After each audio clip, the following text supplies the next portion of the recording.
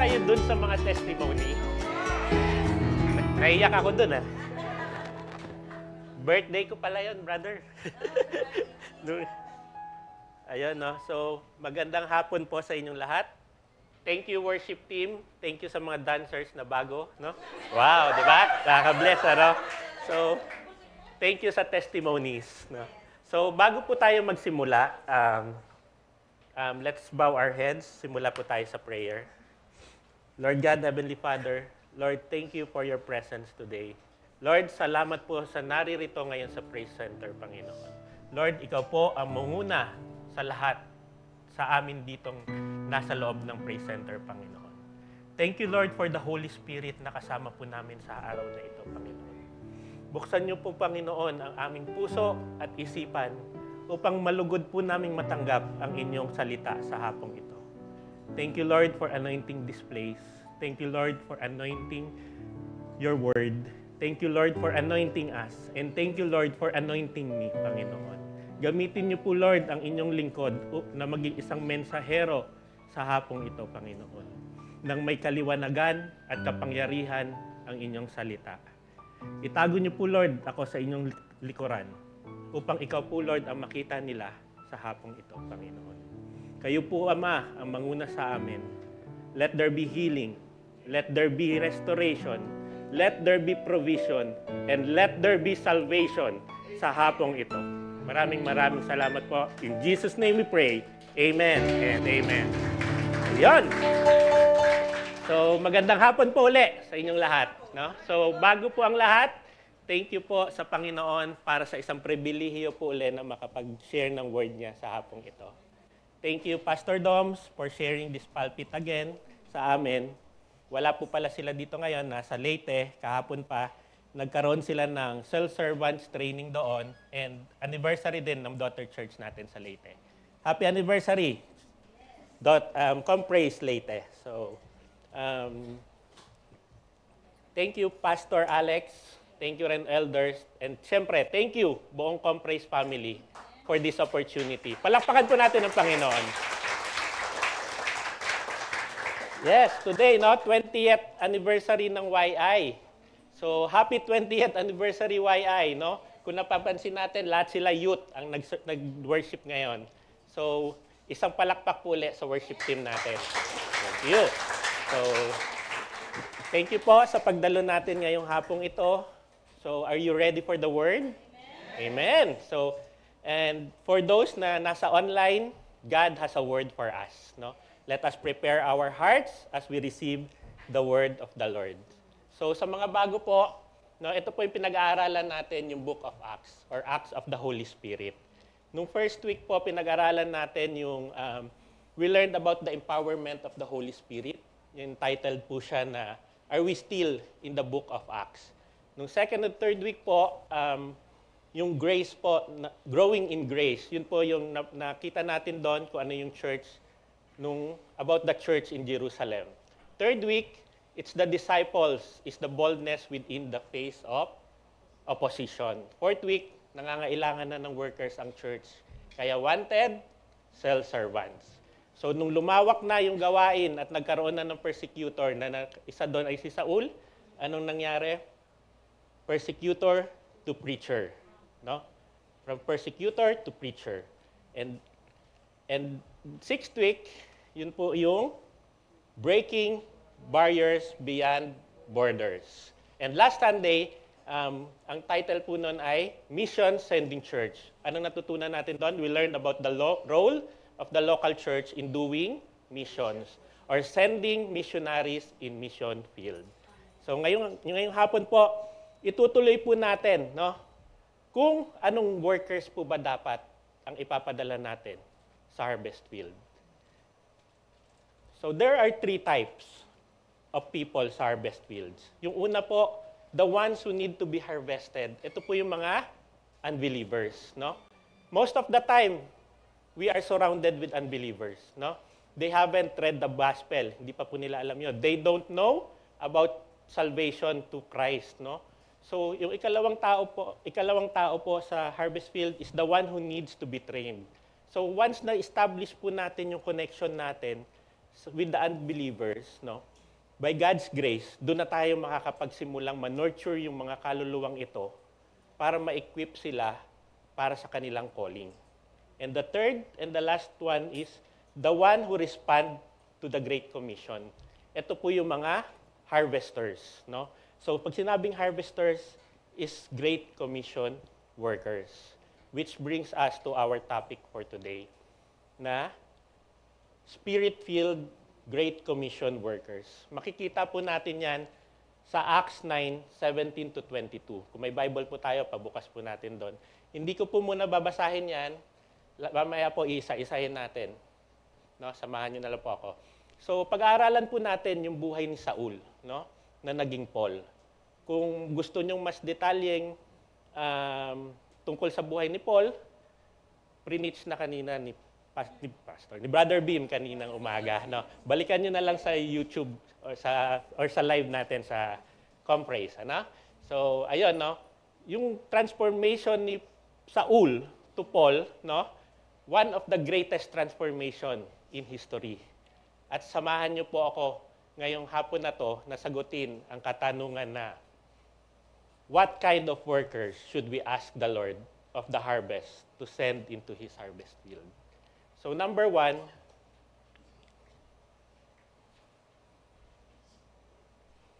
let us ask the Lord for workers who are filled with the Holy Spirit. So ano po ba yun, no? Makikita natin yon sa Acts 9:17. Then Ananias went to the house and entered it. Placing his hands on Saul, he said, Brother Saul, the Lord Jesus, who appeared to you on the road as you were coming here, He has sent me so that you may see again and be filled with the Holy Spirit. Amen, no? Sino ba yung si Saul, no? I-brief ko lang kung sino si Saul, ano? Sino ba si Saul, no? Anong klase po bang tao itong si Saul, no? Sinasabi nila, isa siyang makasalanan, no? World's worst sinner, si Saul. Saul claimed, no, to be the worst sinner. So lahat tayo dito nagkakasala, di ba? May kasalanan. Agree ba tayo doon? Sino walang kasalanan? Aba, ang galing, ha? Wala. No? So, pero I doubt, kung merong isa sa atin dito na magsasabi na ako makasalanan. Ito ang kasalanan ko. Meron bang ganon? No? Pero si Saul, sinabi niya yun, ano, he claimed to be the world's worst sinner. And he really had a lot of things to support that claim. No? Namuhay siya para manakit kung kinakailangan, hanggang pumatay, no? Pumapatay siya ng mga taong hindi sumasang-ayon sa kanya, no? Pinapahirapan niya yung mga bubuting tao na umiibig sa Panginoon. So he was a very bad man, no? And ano nga ang sabi dito sa Acts 26:9-11? Ano sabi doon? Mabasa. I too was convinced that I ought to do all that was possible to oppose the name of Jesus of Nazareth. And that is what I did in Jerusalem. On the authority of the chief priest, I put many of the Lord's people in prison. And when they were put to death, I cast my vote against them. Many a time I went from one synagogue to another to have them punished, and I tried to force them to blaspheme. I was so obsessed with persecuting them that I even hunted down in foreign cities. And sa verse Acts 8:3, sabi niya doon, but Saul began to destroy the church, going from house to house. He dragged off both men and women and put them in prison. So yun yung ginagawa ni Saul, no? Babae, lalaki, basta naniniwala ka kay Jesus, pinapakulong niya, no? And sa simula nung Acts 9, ano po ba talaga yung pakay niya papunta sa Damascus? Ayan po, no? Sabi doon sa Acts 9:1-2, meanwhile, Saul was still breathing out murderous threats against the Lord's disciples, who went to the high priest and asked him for letters to the synagogues in Damascus, so that if he found any there who belonged to the way, whether men or women, he might take them as prisoners to Jerusalem. So ayun po talaga yung agenda ni Saul, no? Yung bakit siya pumunta sa Damascus. And for sure, si Ananias, no, yung kaninang pumunta sa kanya sa verse 17, isa siya sa target ni Saul para patayin, no? So ngayon, kung ikaw si Ananias, anong mararamdaman mo? 'Di ba? Yung naghahunting sa'yo para patayin ka, pinapapuntahan sa'yo ng Panginoon. Ha? So Ananias wasn't asked to do something easy, 'di ba? No? He was sent to a man known for violence against believers, 'di ba? So, pero yung obedience niya, no, opened the door for the one of the greatest transformation in church history. Nung nagkita na po si Ananias at si Saul, ano po nangyari? Nung pagpasok niya, no, sa bahay, no? Hindi naman niya grinit si Saul with suspicion or anger. Hindi rin siya dumistansya, no? Anong ginawa niya? He laid his hand kay Saul and said, sabi niya, "Brother Saul." No? Sabi niya, "Brother Saul." So that moment, yung two words na yon, no? Two words, "Brother Saul," no? Speak volumes, no? This is very significant kasi, no? By calling him brother, Ananias is showing, no, immediate acceptance and forgiveness, no? Kahit na ano pa yung nakaraan ni Saul. So nung sinabi niyang brother Saul, it speaks brotherhood. Brother Saul speaks belonging. Brother Saul speaks acceptance. Kahit wala pang napapatunayan si Saul noong panahong yon. Kasi Ananias believed that if Jesus had met Saul, hindi na yun yung Saul na dati, di ba? Bago na. He didn't let Saul past define how he treated him in the present. Amen? So, ano sumunod nangyari? No? He laid his hand on Saul, no? Hindi lang para ma-restore yung physical sight niya, but he would be filled with the Holy Spirit. So, kaya mga kapatid, be a vessel of healing and of the Holy Spirit. No? God may call you to reach out to someone unexpected. No? Kahit dun sa mga tao na nanakit sa'yo o nag-o-oppose dun sa paniniwala natin. No? Opo, tama po. Tayo po, ordinaryong tao, the Lord can use us ordinary people in extraordinary ways. Amen? So like Ananias po, no, siguro tayo may mga pagkakataon na tayo na tinawag tayo ng Panginoon para magbahagi sa ibang tao. Maaaring sa katabi mo ngayon, sa kaopisina mo, kaklase mo, tropa mo. Ang tanong, sumunod ba tayo? Anong pumipigil sa atin? Natatakot ba tayo? Natatakot ba tayo na ma-reject? Natatakot ba tayo na hindi tayo qualified? Ganon din po si Ananias, natakot din siya. Pero he obeyed, di ba? You may not feel powerful or qualified, but your obedience can bring sight and spiritual awakening to someone else. No one is beyond redemption, no? Even a violent persecutor like Saul. So, who knows, di ba? Yung kaklase mo, kaopisina mo, or boss mo, teacher mo, na tulad ni Saul na pala, no? Hinipo na ng Panginoon, handa nang sumunod, need lang pala kausapin, need lang pala nating i-invite. Diba? Amen? So, what kind of worker po should we ask the Lord? Number 2, let us ask the Lord for workers who have vision. So, Acts 9:18. Immediately, something like scales fell from Saul's eyes. He could see again. He got up and was baptized. So sabi doon, no? Immediately, something like scales from Saul's eyes, no? So physically, parang merong scales, no, na nagtatakip sa mata niya, nalaglag. So, ibig sabihin nun, no, yung sight niya, na-restore. Pero spiritually, ano ibig sabihin? It symbolizes his eyes being open to the truth about Jesus. So Saul could now see clearly, physically, and spiritually. So, and he could see again, no? He could see again. His physical blindness ends. But more importantly, he's no longer blind dun sa katotohanan na tungkol kay Jesus Christ. So si Saul na naghahunt ng mga Christians now sees who Jesus really is. Anong sabi sa 2 Corinthians 4:4? The God of this age has blinded the minds of unbelievers so that they cannot see the light of the gospel that displays the glory of Christ, who is the image of God. No? So lahat ng unbelievers ay bulag sa katotohanan. Kaya youth, mga kapatid, no? Don't be surprised kung may mga tao na nire-reject yung gospel. Kasi they are blind, no? They don't even know it, no? Yung Bible, yung gospel natin. And the enemy is actively working to keep their minds dark, their hearts distracted, and their eyes closed. No? Yun yung trabaho ng kalaban. Pero tayo, our job is not to open eyes. Our job is to shine the light. No? Shine the light. Keep speaking the truth in love.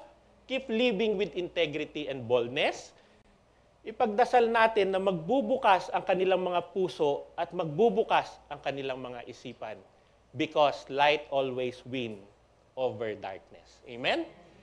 Yung gospel na dinadala natin, hindi po ito mahina, no? It reveals the glory of Christ, the very image of God. Even the world mocks and ignores you, shine the light anyway. Sa CWI po, sa maliit lang po kami na eskinita nagsi-cell group. Tingnan mo dyan, ang lalaki pa ng katawan minsan yan, walang mga damit, no? Tapos may mga dumadaan dyan, habang nagsishare kami ng gospel, tinatawanan kami. Pero shine the light anyway. Diba? Even when it seems like no one's listening. Yung mga bata, minsan, gano'n, di ba? Shine the light anyway. No?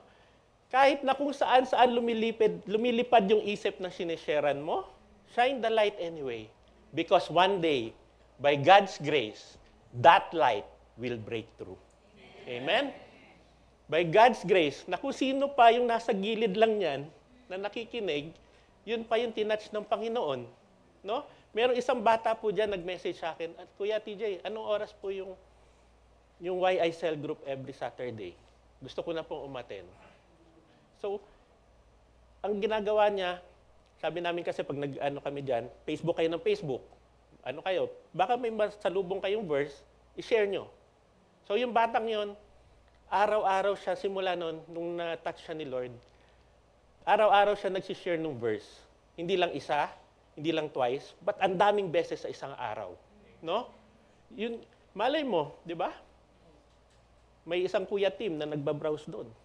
Makita niya yung verse na sinare niya, di ba, Kuya Tim? No? So, shine the light, no? May tatamaan po yan. Amen? So, he got up and baptized, sabi doon, no? Ito po nagpapakita ng immediate response ni Paul, no? Yung immediate response of faith ni Paul. Tinanggap niya si Jesus, di lang sa isip, di lang sa salita, kundi pati sa gawa.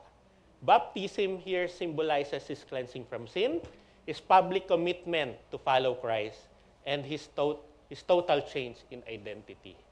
So, balikan lang po natin, no, yung verse 9 to 10 to 12. Ano bang nangyari doon bago pumunta si Ananias sa bahay?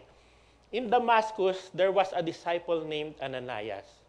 The Lord called him in a vision, Ananias. Yes, Lord, he answered. The Lord told him, go to the house of Judas on Straight Street and ask for a man from Tarsus named Saul, for he is praying.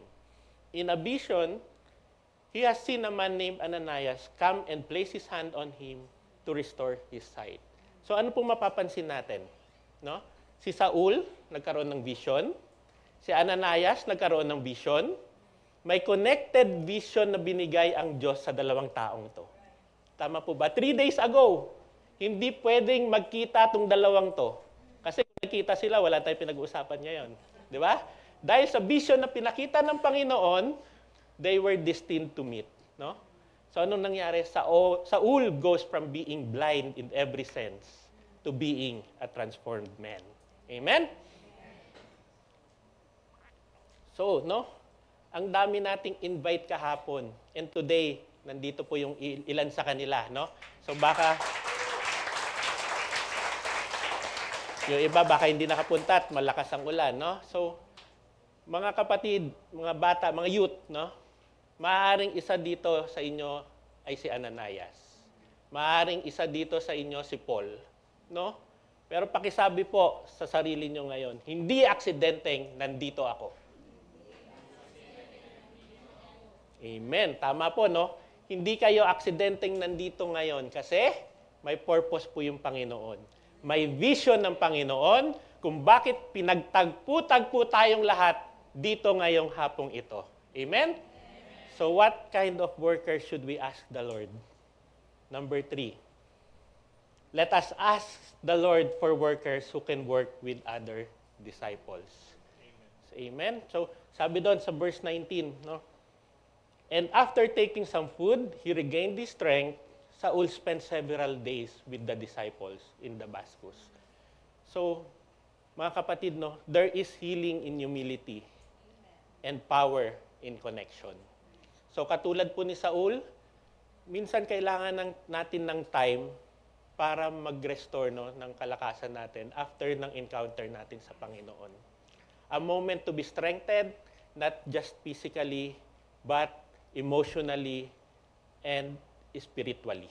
So, i-notice natin, ano yung ginawa ni Saul kanina dun sa verse, sabi niya, di ba, sumama siya sa mga disciples. Hindi, Saul didn't isolate himself. So, he humbled himself, and he stayed with the disciples. So, nag-apprentice siya, nag-training si Saul kasama ang mga disciples.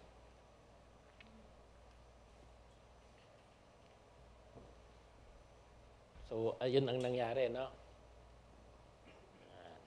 So, yung mga taong inahabol niya para i-persecute, naging bago niyang community. Sabi nga, 'di ba?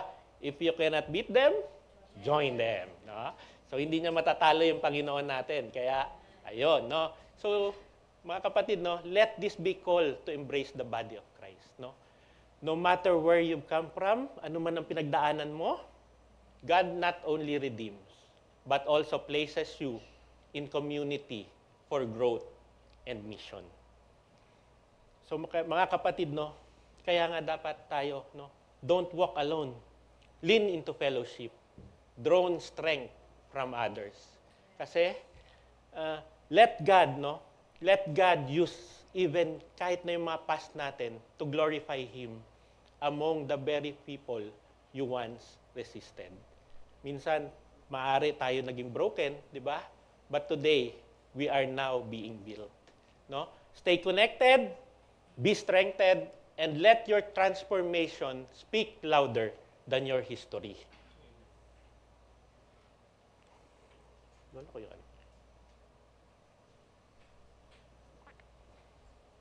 So, napaka-importante po, no, ng fellowship with our fellow believers. Kaya ganito po, no, every Sunday, I enjoyed tong fellowship natin, no, with fellow believers. Yung makasama lang kayo every Sunday, parte na po ng linggo ko yan, no?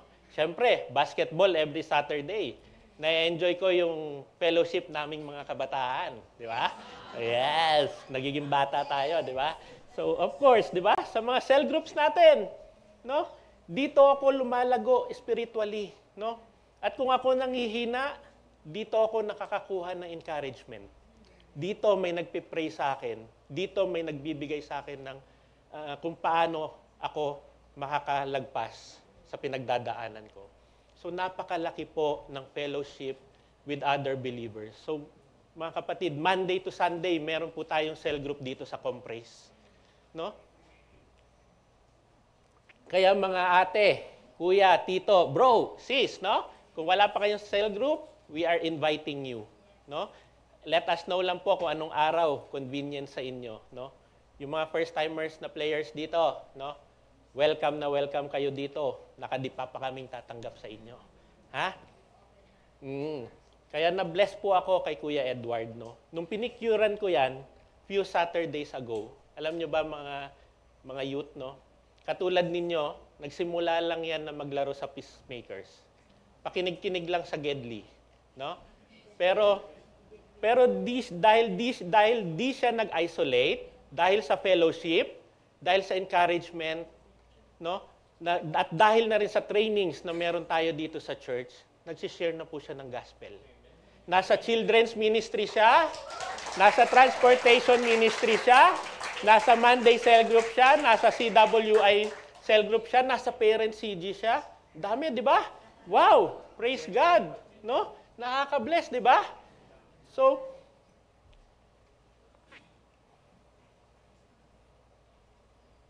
wala. Yan. Kaya yan, mga kapatid, no? Pay attention kung sino ang mga taong nakapaligid sa inyo. No? Sabihin mo kung sino ka, sabihin mo kung sino ang kasama mo parati, and I will tell you who you are. Di ba ganun yon? May kasabihan ganon. Kaya po dito sa Peacemakers, napapaligiran po kami ng pogi. Ha? Tama ba, Kuya Tim? Kuya Patrick, mga pogi ang Peacemakers? Di ba? Oh, yes. So, Kuya Eman. So, ibig sabihin po, Peacemakers, pogi. Tatanungin nyo, Kuya TJ, bakit pogi? Kasi po, presence of God inside. Oh, di ba?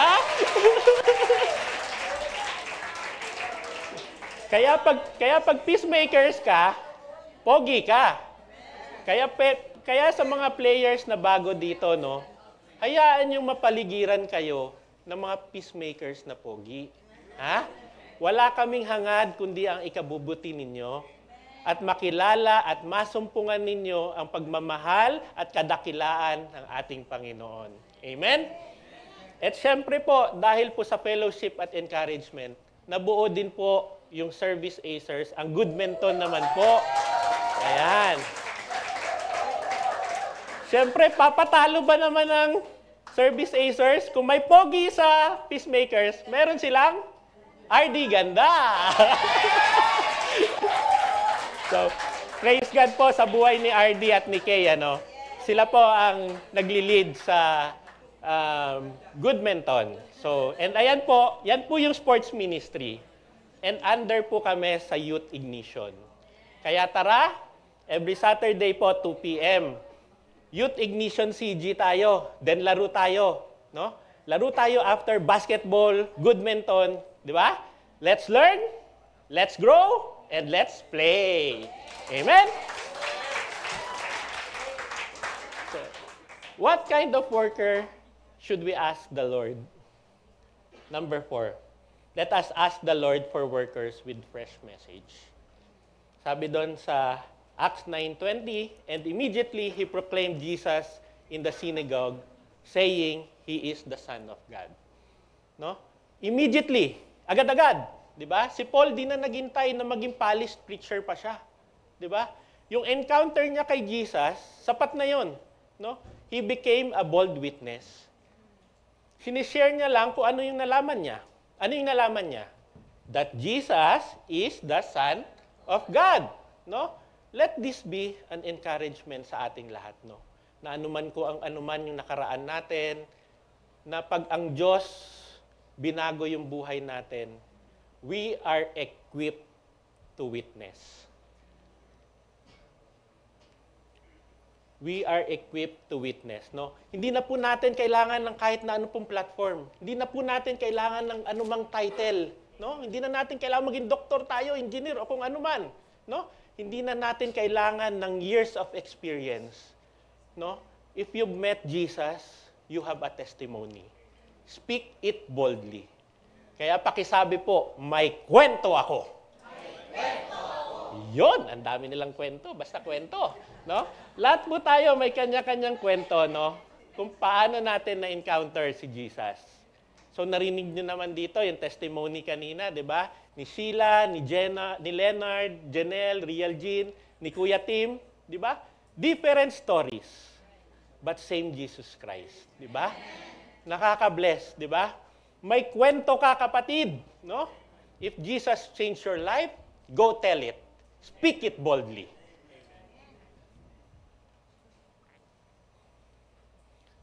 Ayun, no?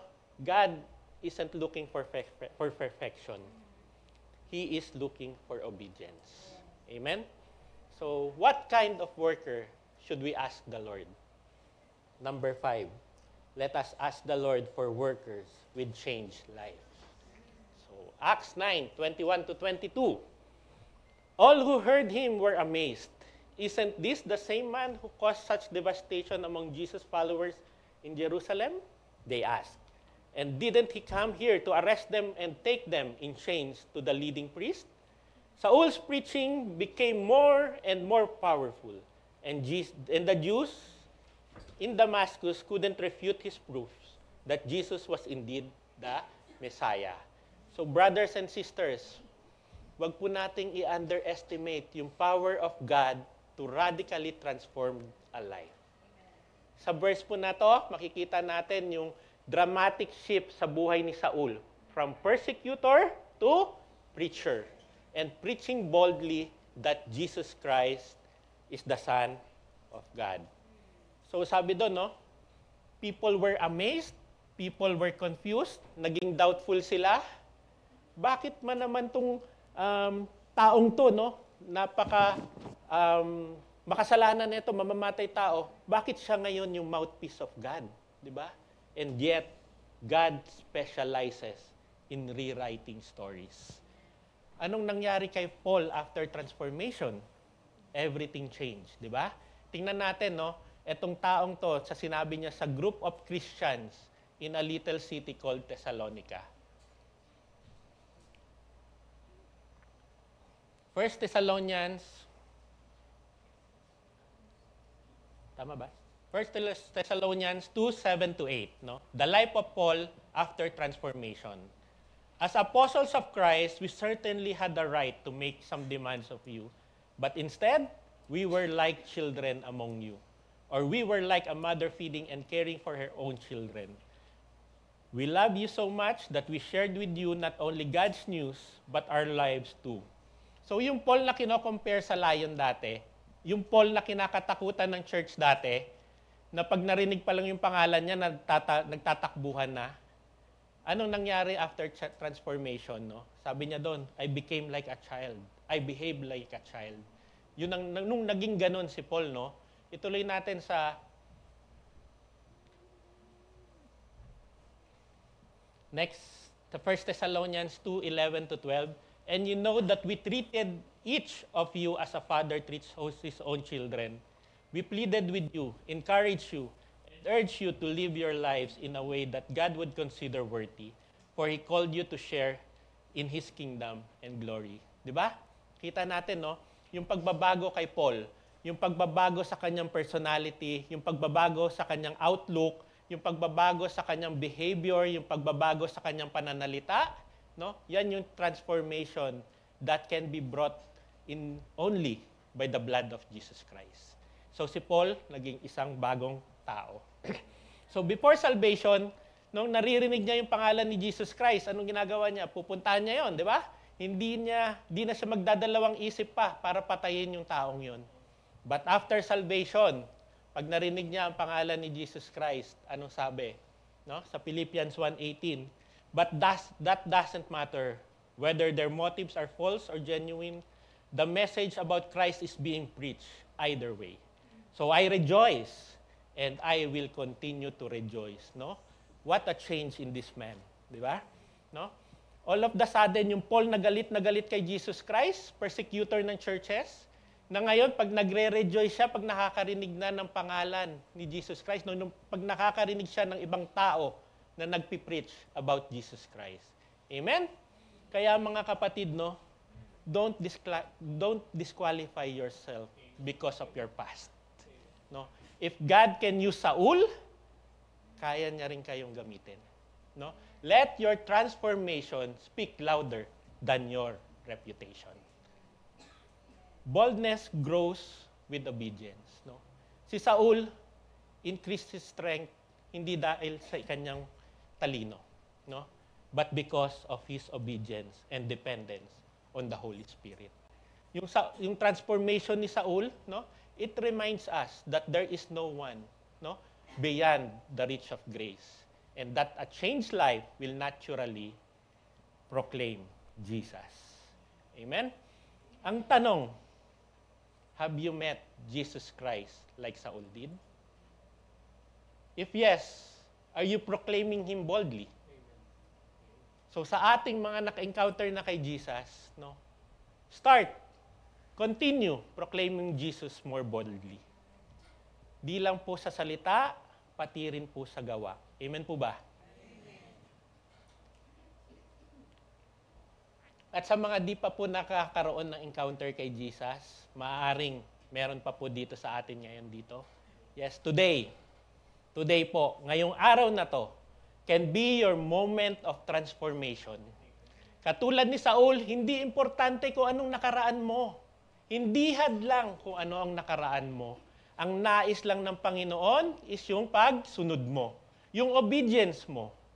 If God could reach Saul, persecutor na transform into Paul, one of the great Christian missionaries, ano sa tingin mo ang makakapigil sa Panginoon para i-reach out kayo ngayon? The same Jesus changed Saul. Saul's life can change yours. Are your eyes still close to the truth? Is there something holding you back from surrendering? Or mga kapatid, are you ready na to see clearly and walk in God's purpose? Today po, Jesus is calling you to a new life. Like Saul, you can be forgiven. Like Saul, you can be filled with the Holy Spirit. Like Saul, you can be baptized into a new beginning. And like Saul, you can be used by God to make an eternal impact. Jesus is not waiting for you to be perfect. He is waiting for your yes. No? Ang nais po ng Panginoon, yung matamis nating oo. No? If ready ka nang ibigay yung yes mo sa Panginoon, if you're ready na to surrender your life to Him, sundan niyo po ako sa panalangin ito. Jesus, I believe that you are Son of God. I may not understand everything, but I know I need you. Patawarin niyo po ako sa aking mga kasalanan. Buksan niyo po ang aking mga mata tulad ng kay Saul. Fill me with your Holy Spirit, and I want to follow you from this day forward. Amen. Amen. Yes, no? Di ba sabi sa 1 Corinthians 5:17? Therefore, if anyone is in Christ, the new creation has come, the old has gone, the new is here. Tayo po ay na kay Kristo na, tayo po ay bagong nilalang na. Pero di po nagtatapos doon sa pagtanggap natin kay Kristo. No? Hayaan niyo po kami na tulungan kayo sa inyong buhay pananampalataya, sa inyong lakad pananampalataya. Welcome po kayo dito sa Community of Praise. Be part of the cell group. No? Amen. So, short testimony ko lang po. No? Kahapon lang po ito nangyari. So, 12 noon kahapon, 12 noon po kahapon, may laro po kami ng basketball sa Mapua Alumni, yung college friends ko po. 21 years na kami hindi nagkikita-kita. So, doon lang kami nagkikita. So, pagkatapos ng laro, dapat 1:30, didiretso na akong QC, susunduin ko si Alex. So, na-move po ng 3 p.m. yung game. So, kailangan kong pumili. Basketball with my college friends or sports ministry, peacemakers. No? So, pareho naman basketball, di ba? No? Pero meron po akong commitment sa Panginoon eh. No? So, and my heart goes with these kids. Di ba? 66 po sila. 66 youths po sila kagabi. No? Yan po yung reason kung bakit hindi po ako naglaro ng 3 p.m. para umabot po ako sa sports ministry ng 6 p.m. Ngunit, pagsundo po namin kay Tatiana, ang ganda po ng sikat ng araw sa Parañaque. Opo, sino po ang mag-iisip na mangyayari sa amin to? Di ba? Quezon Avenue. Sa Quezon Avenue na po umulan. Tapos sa ilalim ng tunnel dun sa Quezon Avenue sa EDSA, wala pa pong tubig, pero traffic. Tapos 30 minutes lang, ganyan na kaagad kataas yung tubig. Flood control project, di ba? So si Pao po, nag-ano na sa loob, paano to, hindi ako marunong lumangoy, sabi. So nandun siya sa taas ng sasakyan habang nangyayari yan, nandun siya. So Yun daw, napaligiran na po ako ng mga tumirik na sasakyan. So, hindi ko na maatras, abante. So, may mga, hindi na talaga, trap na. So, we prayed. Alam po namin na ang Panginoon may control sa lahat ng bagay. No? So, if you notice, malapit na po sa headlight yung tubig. So, yan po yung basis ng sasakyan, nung sasakyan namin na yan. Na pag lumagpas sa headlight, 1 inch na lang, oh. 'Di ba? Pag lumagpas siya sa headlight, game over na. Marami nang abuting parts, pare malaking gastos na, no? Pero another 30 minutes, unti-unti nang humupa yung baha. Hindi na siya umabot doon, no? Thank you, Lord, 'di ba?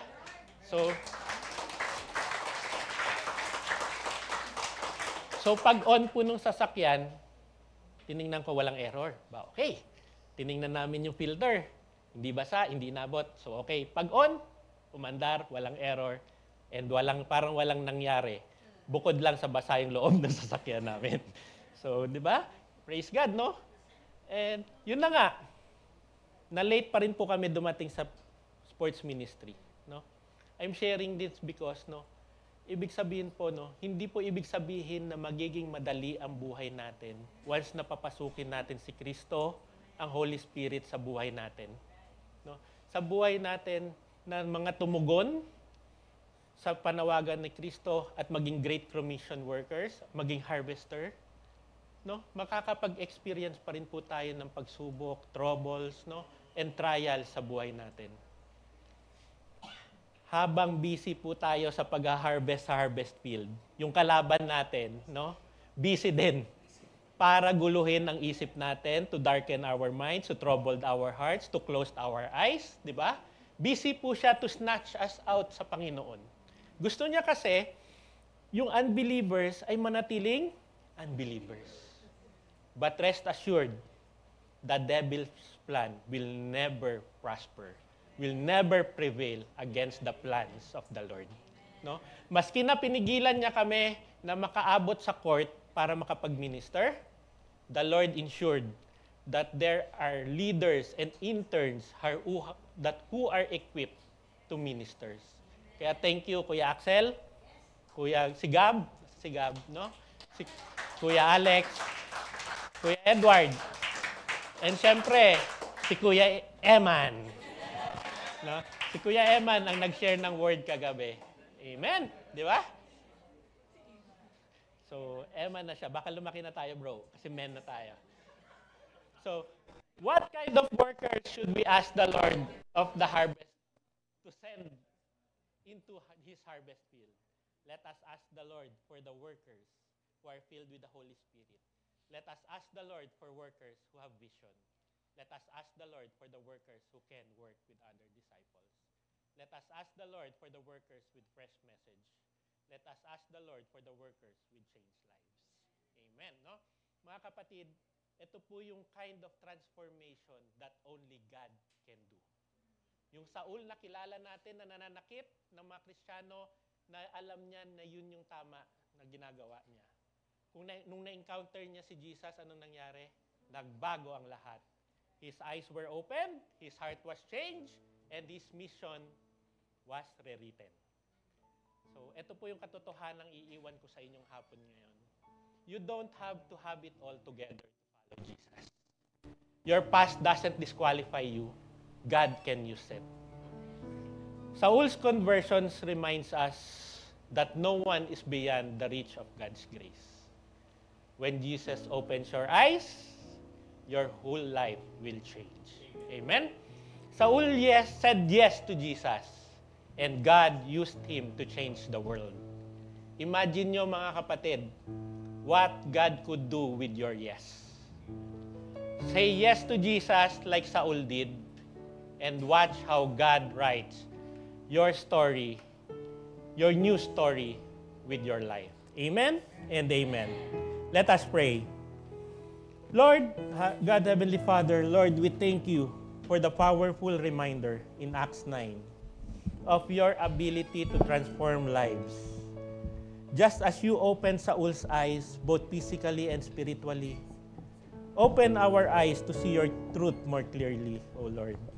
We thank you for Ananias' obedience and courage, and for Saul's boldness. in proclaiming the name of Jesus. Lord, help us to trust in your power to redeem, no matter our past. Fill us in your Holy Spirit as you did with Saul, and give us the courage to speak your name boldly in our homes, sa school, sa office namin, sa aming mga kaibigan, sa aming mga classmates, sa aming mga kamag-anak. May we grow stronger in faith and win wisdom each day, confounding the darkness with the light of your truth.